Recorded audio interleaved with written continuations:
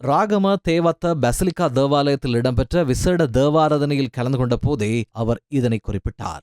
මේ බෙදීමෙන් තොර මේ යුද්ධයෙන් තොර පරිසරයක් අපි නිර්මාණය කරන්නට ඕනේ.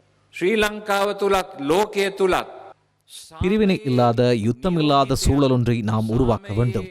இலங்கைக்குள்ளும் உலக அளவிலும் சமாதானத்தின் தூதுவர்களாக, சமாதானத்தின் செயற்பாட்டாளர்களாக, சமாதானத்தை உலகுக்கு கொண்டுவர செயற்படுகின்றவர்களாக நீங்கள் இருக்க வேண்டும். இலங்கையில் உள்ள சகல பிள்ளைகளும் எந்த மதமாக இருந்தாலும், எந்த மொழியை பேசினாலும், எந்த இனத்தவராக இருந்தாலும், எந்த தராதரத்தில் இருந்தாலும் இலங்கையில் உள்ள சகல பிள்ளைகளும் சமாதானத்தின் பிரதிநிதியாக மாற வேண்டும். விசேடமாக இவ்வாறான யுத்த சூழலின் போது ஞானமற்றவர்கள் செயற்படுகையில் நாம் எமது நல்லெண்ணத்தை பயன்படுத்தி யுத்தத்துக்கு எதிராக நிற்க வேண்டும். எமக்கிடையில் பேதங்கள் இல்லை. நாம் அனைவரும் ஆண்டவரின் பிள்ளைகள். இந்த பூமி குறிப்பிட்ட ஒரு தரப்புக்கு மாத்திரமானது அல்ல. இங்குள்ள அனைவருக்கும் இங்கு வாழ்வதற்கான உரிமையும் சுதந்திரமும் உள்ளது.